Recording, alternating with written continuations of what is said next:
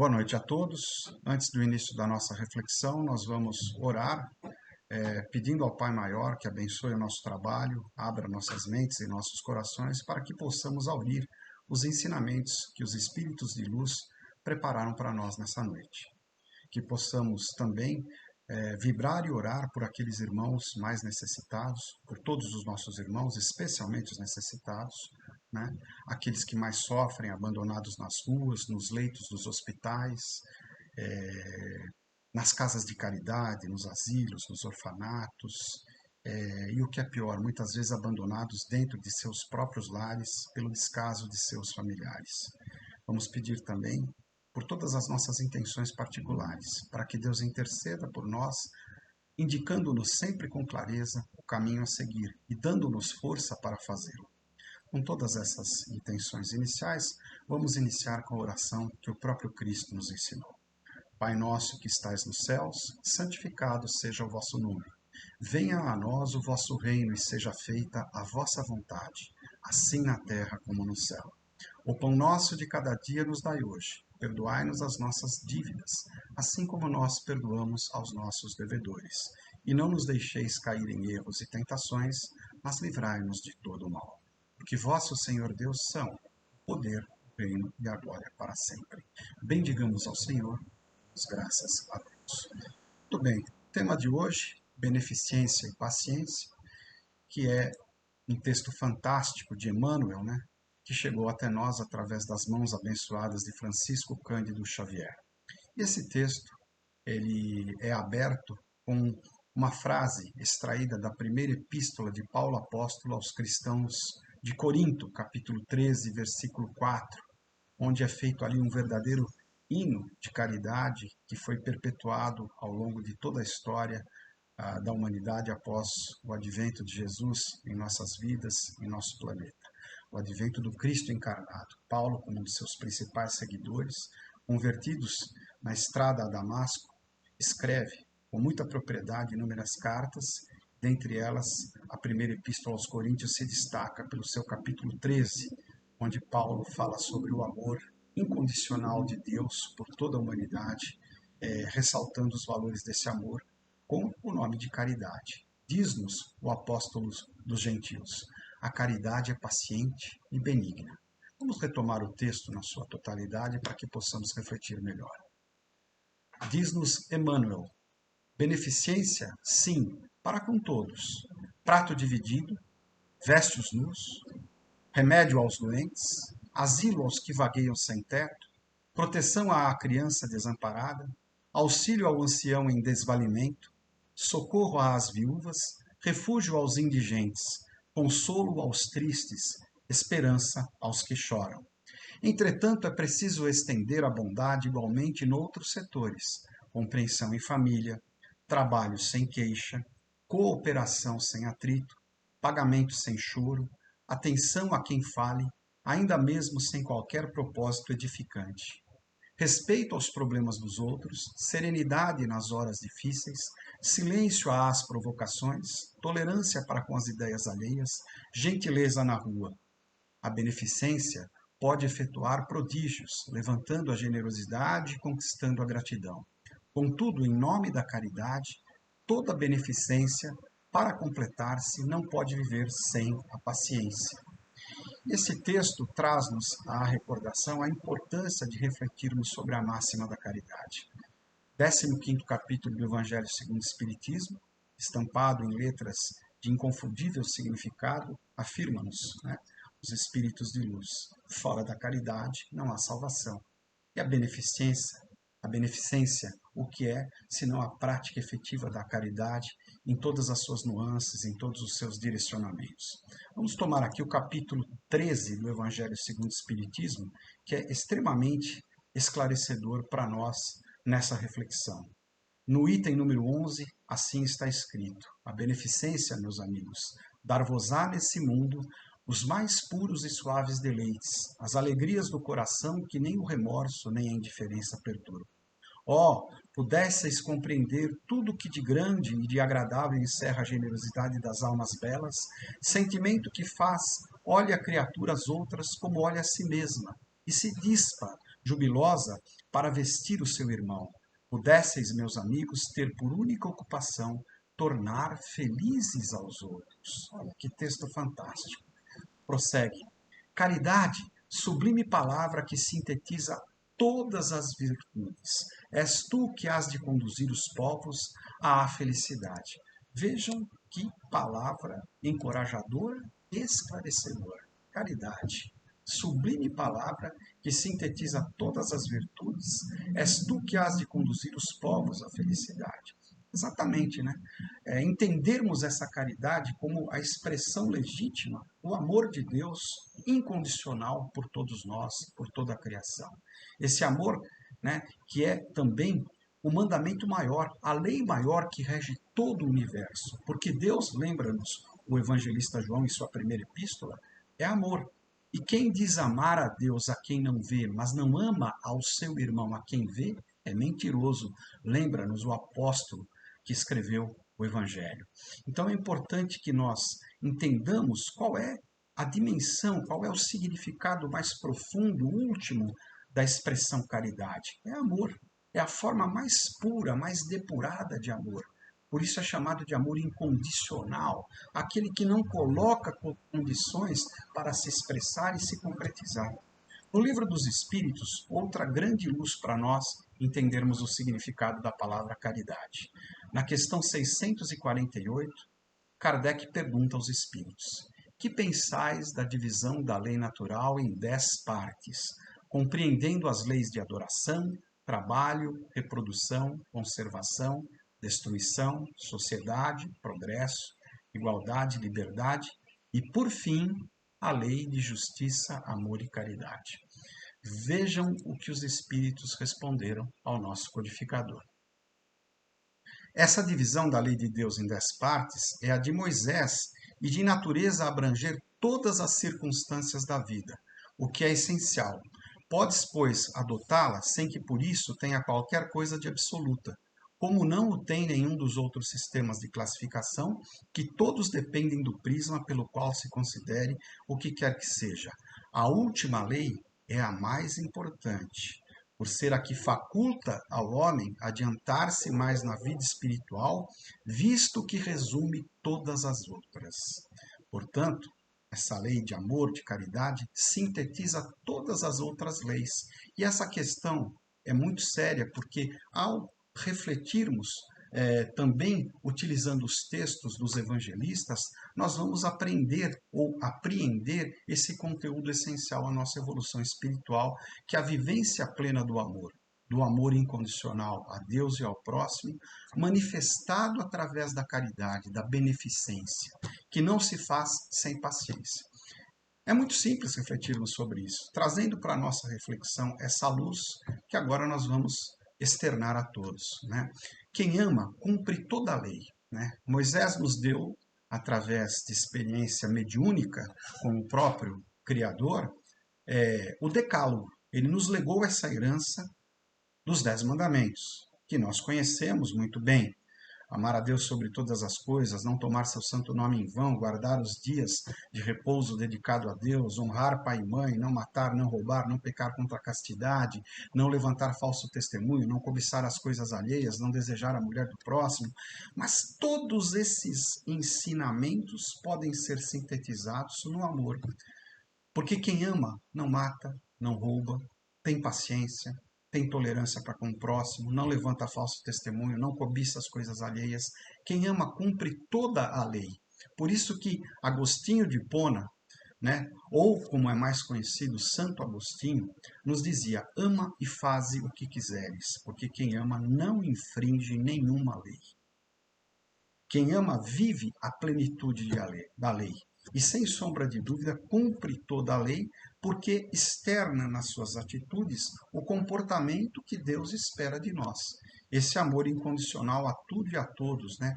Esse banimento do orgulho e do egoísmo de nossas vidas. É preciso banir essas chagas que condenam a humanidade a séculos, a milênios de sofrimento, de provas, expiações e resgates dolorosos em sucessivas reencarnações, que são o orgulho e o egoísmo. Essas duas grandes chagas precisam ser banidas.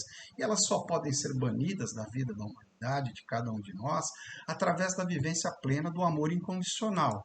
Prossegue o Livro dos Espíritos na questão 886. Qual é o verdadeiro sentido da palavra caridade, como entendia Jesus? Primeiro notemos aí a inteligência do nosso codificador, porque muitas vezes a palavra caridade ou a palavra amor, elas assumem conotações muito distintas para todos nós.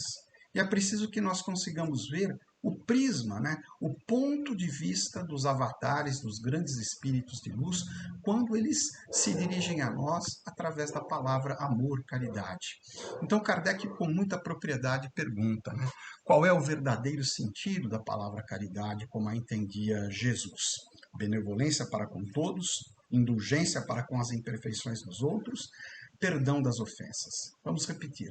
Benevolência para com todos. Veja, não é ser benevolente, bom, caridoso só para aqueles que a gente tem afinidade, temos bons sentimentos, mas é benevolência para com todos, sem exclusão de ninguém.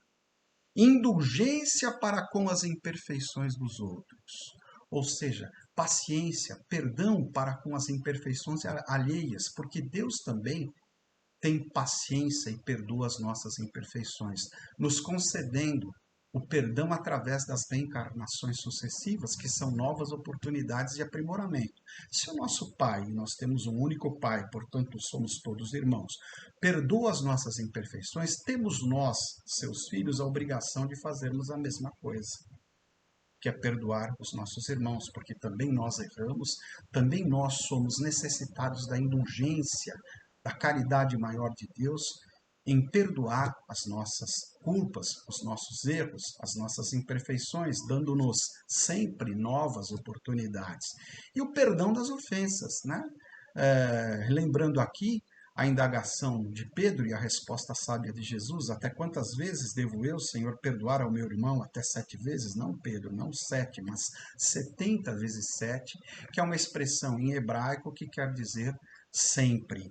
Né? Porque Deus sempre nos perdoa, sempre nos concede oportunidades de fazermos os nossos resgates, os nossos aprimoramentos morais, através da bênção, quando encarnados, do esquecimento, de uma retomada, de um novo começo, que se expressa com perfeição nas reencarnações sucessivas, às quais nos submetemos, para que possamos realmente melhorarmos o nosso espírito, promovermos a nossa evolução espiritual.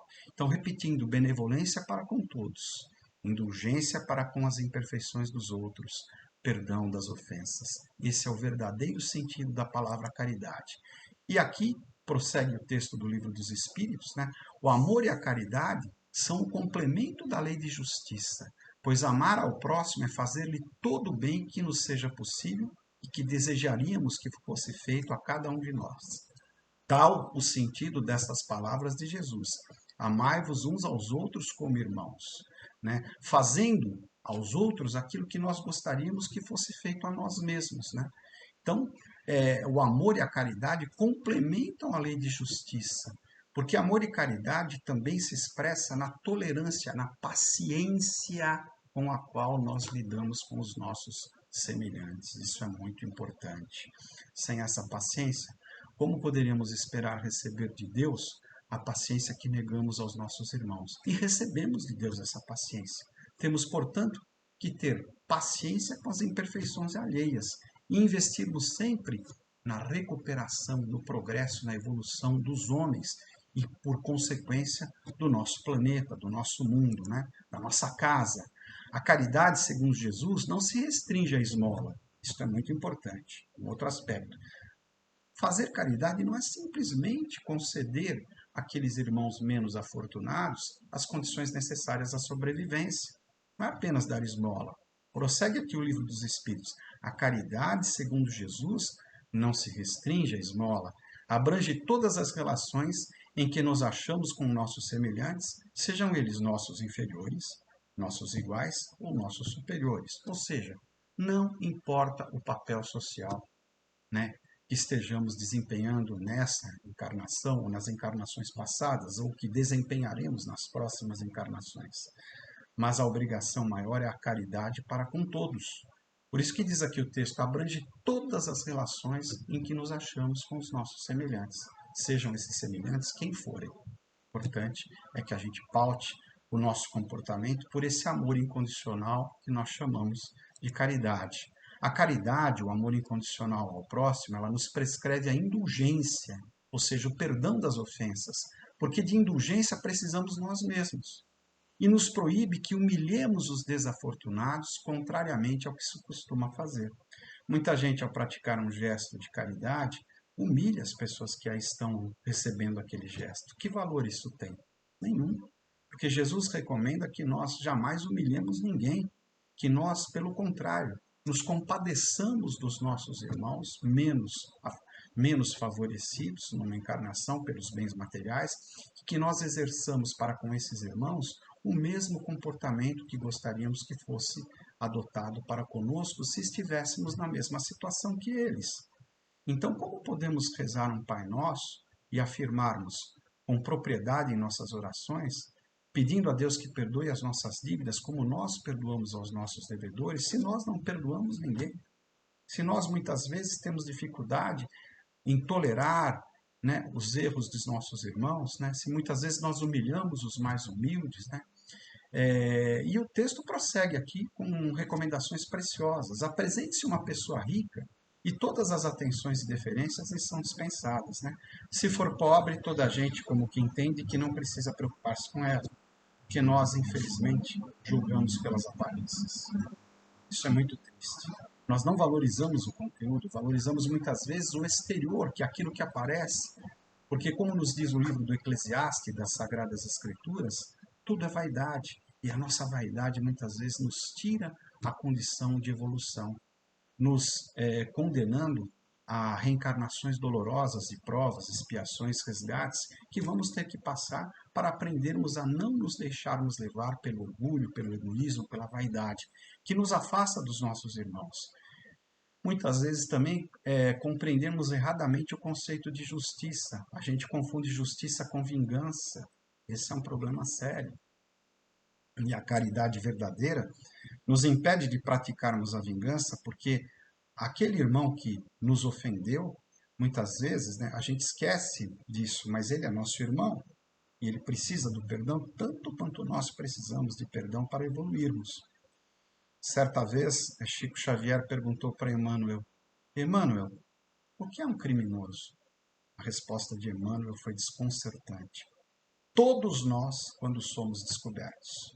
Kardec complementa essa afirmação de Emmanuel, né? É óbvio que essa afirmação de Emmanuel aconteceu depois, porque foi na encarnação de Chico, e Kardec esteve encarnado antes disso ser escrito, né? Exatamente diz assim, né? Kardec, na realidade, dá um embasamento a essa afirmação de Emmanuel quando afirma, nas suas reflexões, que todos nós já cometemos todos os tipos de erros. Não nos lembramos, pela graça do esquecimento, em cada encarnação. Mas, no nosso retorno ao mundo astral, a gente se recorda. E lá ficamos envergonhados pelos erros que cometemos e principalmente porque negamos aos irmãos que fizeram os mesmos erros o perdão que nós mesmos recebemos. Então, a justiça de Deus não é vingança. Não quer que a pessoa que erra se perca. A justiça de Deus quer que a pessoa que erra, portanto todos nós, porque todos nós erramos, se converta, acredite no Evangelho, cresça, evolua, supere as suas limitações morais e caminhe em direção à luz sempre. Jesus disse, né, com muita propriedade no Evangelho de São João, essa frase de Jesus está registrada, que a vontade do Pai é que ele não perca nenhum daqueles que lhe foram confiados. E todos nós fomos confiados a Jesus, porque Jesus é o governador espiritual do planeta Terra. Então, por isso, praticar o perdão é uma necessidade de coerência entre o que professamos, a fé no cristianismo redivivo, na doutrina espírita, e a nossa conduta, em compreendermos que todos nós já cometemos todos os erros, todos nós fomos perdoados, e que, portanto, existe uma profunda incoerência ao negarmos perdão àqueles que nos ofendem, quando nós mesmos recebemos perdão de Deus por todas as nossas inúmeras ofensas. Diz-nos aqui também o livro dos Espíritos, o homem verdadeiramente bom procura elevar aos seus próprios olhos aquele que lhe é inferior, diminuindo a distância que o separa. Ou seja, é o homem que tem realmente a prática efetiva da caridade, que ama o seu próximo como a si mesmo, e quer que o seu próximo, aquele que está muitas vezes em estágio inferior de evolução, se iguale ou até mesmo supere. Esse é o verdadeiro amor. Na questão 887 do Livro dos Espíritos, Jesus também disse: amai mesmo os vossos inimigos. Ora, o amor aos inimigos não será contrário às nossas tendências naturais? E a inimizade não provirá de uma falta de simpatia entre os espíritos? Pergunta Kardec. Vejam o que os espíritos respondem. Certo, ninguém pode votar aos seus inimigos um amor terno e apaixonado, é evidente que não. E não foi isso que Jesus entendeu ao pronunciar o amor aos inimigos como um mandamento. Segundo aqui o texto do Livro dos Espíritos, amar os inimigos é perdoar-lhes e lhes retribuir o mal com o bem. O que assim procede se torna superior aos seus inimigos, ao passo que abaixo deles se procura tomar uma vingança. Ou seja, nos tornamos inferiores aos nossos inimigos quando os imitamos, porque somos conhecedores do que disse Jesus, né? E no Sermão do Monte ele recomenda claramente que exerçamos o amor, inclusive àqueles que nos odeiam, perseguem, porque essa será uma forma de sermos de conseguirmos a nossa evolução espiritual e de caminharmos para a luz. E o próprio Cristo dá um exemplo disso, do alto da cruz, pouco antes do seu desencarne violento e morte infamante de cruz, ele pronunciou a célebre sentença eternizada nos evangelhos e nos corações dos verdadeiros cristãos: Pai, perdoai-os, eles não sabem o que fazem. Né? E aí, nesse momento, quando o próprio Cristo, né, o maior avatar já encarnado no planeta Terra, né, dá essa sentença de perdão, tendo nesse gesto a coerência, né, total com aquilo que ele pregou, praticando aquilo que ele mesmo pregou. E o Salmo 34, né, no Antigo Testamento, nos lembra a imensa generosidade de Deus ao afirmar assim o salmista: provai e vede que o Senhor é bom. Bem-aventurado o homem que nele confia. Muita gente me pergunta a partir dessa frase, mas como é possível ter paciência? Num mundo repleto de tanta injustiça, como tolerar o avanço da maldade no nosso planeta quando a gente percebe que essa maldade está ceifando milhares de vidas, está corrompendo milhares, milhões de pessoas diariamente, né? Como a gente deve manter a paciência? Confiando em Deus. No leme deste grande navio chamado planeta Terra está Jesus. E aí recordamos com propriedade a passagem em que no lago de Genezaré, o mar de Tiberíades, o barco estava sendo sacolejado por uma tempestade muito forte e Jesus dormia tranquilamente no barco. E seus discípulos, mesmo tendo ali o mestre, estavam desesperados, porque temiam sucumbir, né? Perecer na tempestade. E acordam Jesus desesperados, pedindo socorro. E o mestre primeiro dá uma bronca neles, dizendo: homens de pouca fé, até quando tenho que permanecer entre vocês? E ordenando às forças da natureza que se acalmassem, conduz o barco em segurança até que tudo esteja plenamente pacificado e os apóstolos possam desembarcar em segurança em terra firme, dando mais uma vez prova de que na condução deste grande navio chamado planeta Terra está Jesus. Falta-nos a confiança nele, porque ainda não cremos o suficiente, não desenvolvemos a nossa fé. Acreditamos muitas vezes mais na maldade do que na bondade. Mas esta é uma guerra que já está ganha. O bem sempre vence. Em tempos diferentes, é claro, mas a bondade sempre se estabelece. Porque maior do que as nossas imperfeições, e muito, infinitamente maior do que nossas imperfeições e nossa maldade, é o amor de Deus por cada um de nós. E aqueles que acreditam recebem essa recompensa. Repito a frase do salmista, Salmo 34. Provai e vede que o Senhor é bom. Bem-aventurado o homem que nele confia. E nós confiamos? Importante a gente lembrar disso. Ainda no Evangelho segundo o Espiritismo, vem a recomendação magna dos Espíritos de Luz que ajudaram esta obra de valor inquestionável a ser redigida. Sede bons e caridosos, essa a chave dos céus, chave que tendes em vossas mãos. Toda a eterna felicidade se contém nesse preceito. Amai-vos uns aos outros. Não pode a alma elevar-se às altas regiões espirituais, senão pelo devotamento ao próximo. Somente nos arroubos da caridade encontra ela ventura e consolação. Sede bons, amparai os vossos irmãos, deixai de lado a horrenda chaga do egoísmo. Cumprido esse dever, abrir-se-vos-á o caminho da felicidade eterna. Vamos com muita propriedade, com muito carinho, refletirmos sobre isso. E aí uma diferença essencial. Vamos falar um pouquinho da caridade moral. A caridade moral consiste em se suportarem uma às outras as criaturas, e é o que menos fazeis nesse mundo inferior, onde vos achais por agora encarnados. Grande mérito há, crede-me, em um homem saber calar-se, deixando falho outro mais tolo do que ele. É um gênero de caridade isso. Chico Xavier falava de uma forma mais, talvez assim, clara para nós, né? Que muitas vezes temos dificuldade de interpretarmos e lermos em profundidade, compreendermos o Evangelho segundo o Espiritismo. O silêncio é uma prece. Em muitos momentos de contenda, as nossas palavras somente acirrariam os ânimos e prejudicariam a evolução daquela pessoa. Então, a paciência em suportar os nossos irmãos, especialmente aqueles que ainda estão sendo tragados pelas chagas do ódio, do egoísmo e do orgulho, é essencial para que haja evolução entre eles. É muito mais pelos exemplos e menos pelas palavras que nós converteremos esses irmãos que ainda chafurdam no lodaçal do vício, do ódio, da intemperança. É somente através do exemplo de caridade e de amor. Esse exemplo que arrasta milhões. É por isso que espíritos bem-aventurados como Chico, Divaldo, Bezerra de Menezes convenceram as pessoas, muito mais pelos exemplos do que pelas palavras. Claro que as palavras deles, registradas nos inúmeros livros escritos, ajudam-nos na evolução, mas é o exemplo maior deles que nos faz crer, nos faz evoluir e nos faz refletir sobre nossos erros, superando-os através da oração e da prática efetiva da caridade. É muito importante a gente refletir sobre esses aspectos para que a gente consiga evoluir. No capítulo 17 do Evangelho segundo o Espiritismo, item 10, também está escrito: um sentimento de piedade deve sempre animar o coração daqueles que se reúnem sob os olhos do Senhor e imploram a assistência dos bons espíritos. Purificai, pois, os vossos corações. Não deixes neles demorar nenhum pensamento mundano ou fútil, né?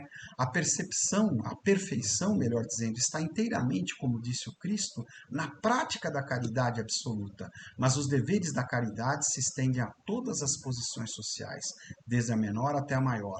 O homem que vivesse só não teria caridade a exercer. Lembra-nos Aristóteles, né? O homem é um animal social, o homem é um animal político, vive em sociedade.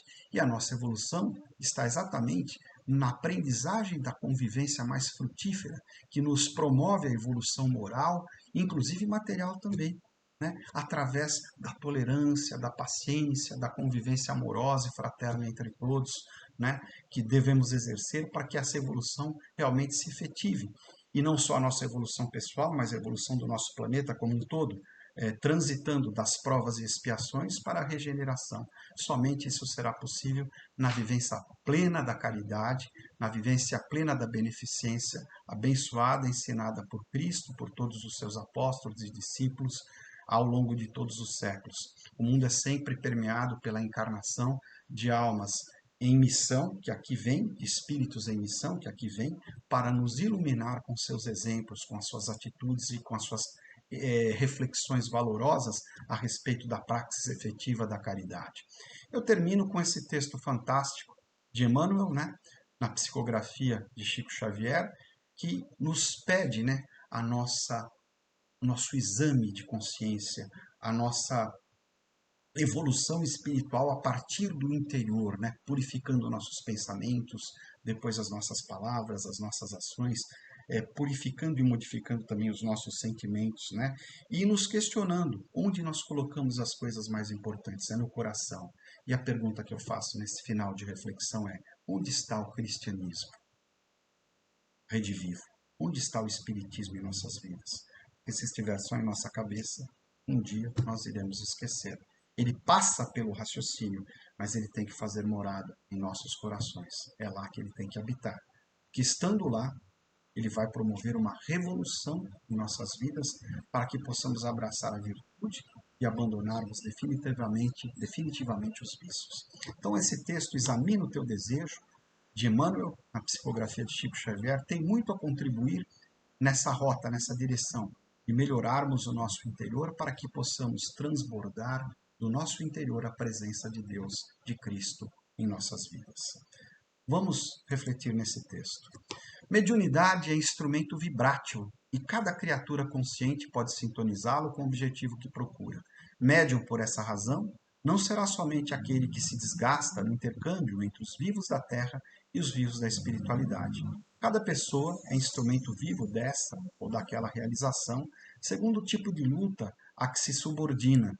Acharás o que buscas, ensina o Evangelho, e podemos acrescentar, farás o que desejas. Assim sendo, se te relegas à maledicência, em breve te constituirás em veículo dos gênios infelizes que se dedicam à injúria e à crueldade. Se te detens na caça ao prazer dos sentidos, cedo te converterás no intérprete das inteligências magnetizadas pelos vícios de variada expressão. Se te confias à pretensa superioridade, sob a embriaguez dos valores intelectuais mal aplicados, em pouco tempo te farás canal de insensatez e loucura. Todavia, se te empenhas na boa vontade para com os semelhantes, imperceptivelmente terás o coração impelido pelos mensageiros do eterno bem ao serviço que possas desempenhar na construção da felicidade comum.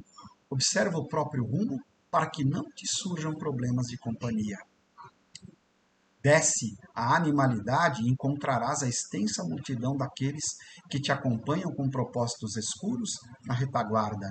Eleva-te no aperfeiçoamento próprio e caminharás de espírito bafejado pelo concurso daqueles pioneiros da evolução que te precederam na jornada de luz, guiando-te às aspirações para a vitória da alma.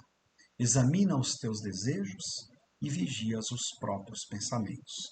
Porque onde situares o coração, aí a vida te aguardará, com as asas do bem ou com as algemas do mal. Saibamos escolher o caminho que nos leva ao bem, praticando efetivamente a caridade, a tolerância, a paciência para com os nossos irmãos, seguindo de maneira sábia e determinada as recomendações desse Espírito de luz maravilhoso, Emmanuel, que nos brinda com as suas reflexões preciosas, que são bússola segura para a vivência plena dos ensinamentos de Cristo, para a nossa evolução e para a evolução do nosso planeta, transigindo de provas e expiações para um planeta, um mundo de regeneração. Possamos nós contribuir com essa transição, oferecendo as nossas vidas à causa do Cristo, hoje e sempre, nesta e nas próximas encarnações abençoadas que com certeza virão. Muito obrigado a todos por estarem participando dessa reflexão e vamos encerrar mais uma vez com a oração que o Cristo nos ensinou. Pai nosso que estais nos céus, santificado seja o vosso nome. Venha a nós o vosso reino e seja feita a vossa vontade, assim na terra como no céu. O pão nosso de cada dia nos dai hoje. Perdoai-nos as nossas dívidas, assim como nós perdoamos aos nossos devedores. E não nos deixeis cair em erros e tentações, mas livrai-nos de todo o mal. Que assim seja, graças a Deus, graças a Jesus. Bendigamos ao Senhor, demos graças a Deus. Uma boa noite a todos. Fiquem, estejam sempre com Deus.